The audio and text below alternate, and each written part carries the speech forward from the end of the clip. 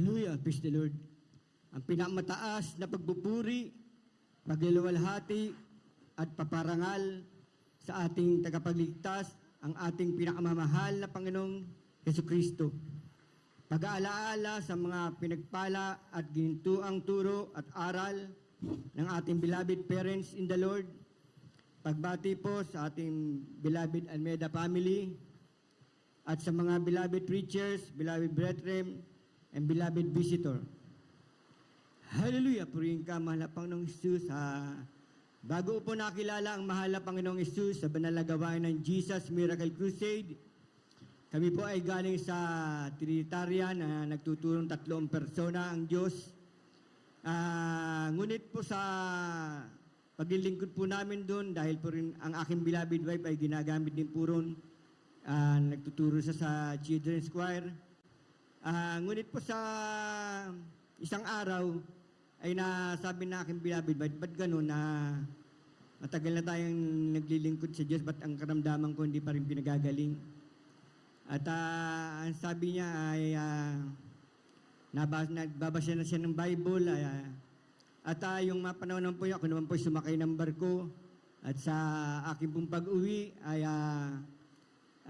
namalayan ko na lang po. Sabi niya sa akin na, nasa Jesus Miracle Crusade na ako. Dito ko pinagaling ang aking mga karamdaman. At sa nobserbahan ko nga po siya dahil po sa ang abi mong dinadaluhan dati ay ang Pastor Buron ay ang pinsang ko. At sabi ko sa kanya, ano lang ang sasabihin nila? Sabi niya, hindi ka ba natutuwa dahil dati nagkaandara pa, bumili ng gamot. At ngayon ay nakita ito. Siya yung obserbahan ko nga ng kulang 1 buwan, talagang hindi siya sinusumpong, talagang pinagaling siya ng mahal Panginoong Isus. At isang araw ay sabi niya sa akin na papunta siya sa ganal na gawain at ako'y nakabihis naman din po. Papunta naman po ako ng Sabungan. Araw po ng linggo yun at sabi niya, siya umiiyak, sabi niya, ba't hindi mo subukan ang mahal na Panginoong Isus? Sabi niya, dahil di ba, nahihirapan ka sa medical mo. Tuwing sasampa ka ng barko, para ang dumadaan sa butas ng karayom. At ang sabi niya, ba't subukan mo, pagbigyan mo ang mahal na Panginoong Isus? At ako nga po ay sumama sa kanya sa may dako po ng Luneta Grandstand. Meron tayong kursada po nun. At obserbahan ko, talagang nakita ko ang mga kapatiran, talaga pong nagpupuri sa mahal na Panginoong Isus. Hindi katulad sa mga dinadaluhan ko dati na may iksim barula, may iksim ng buhok. Dito sa ganal gawain natin ay may kabanalan. At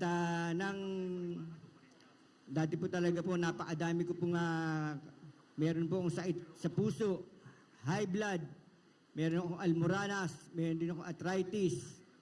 At sabi niya, kung mula yung napunta ako rito at ako'y nagpabautismo sa pangalan ng aking pinakamamahal na Panginoong Isus, ito nga pong lahat ng karamdaman niya ay pinagaling ng mahal na Panginoong Isus na walang ginamit na gamot. Talagang ang kapangyarihan ng Diyos ang nagpagaling sa akin.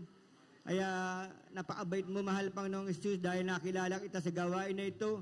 Dahil kung hindi ko siya nakilala sa gawain na ito, siguro 6 feet below the ground, nasa ilalim na ako ng lupa.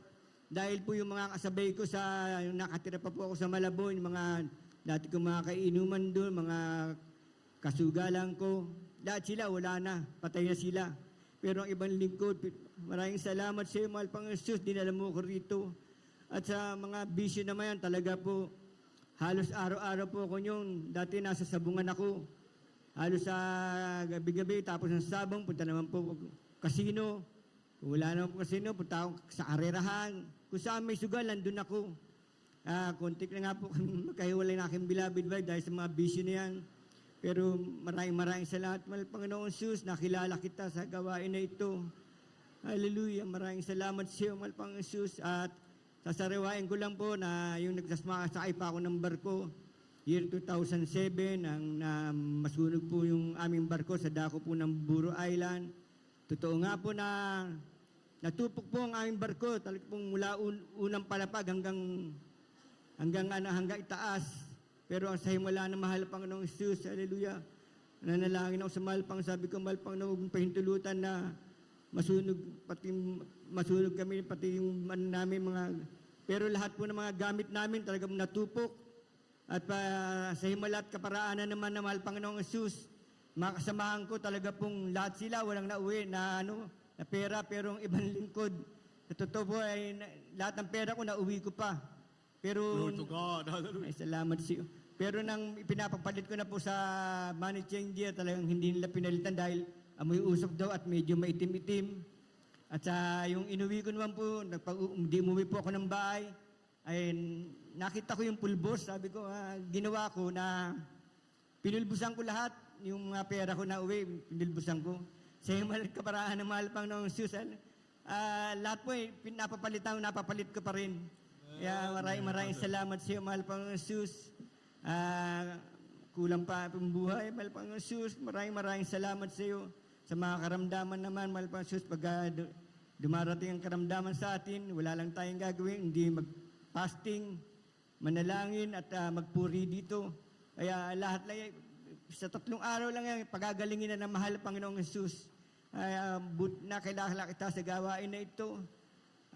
Libre, ang maglingkod sa Diyos. Ay napakatipid dahil po wala ka ng ospital, wala ka ng gamot. Magpupuri ka lang, mag-ayuno, pagagaling ka na mahal Panginoong Jesus. Kaya hindi ko na po habang, kaya po lahat po ng kapurihan, pasasalamat ay sa ating pinakamamahal na Panginoong Jesus po lamang. Praise the Lord. God bless you, beloved brothers. So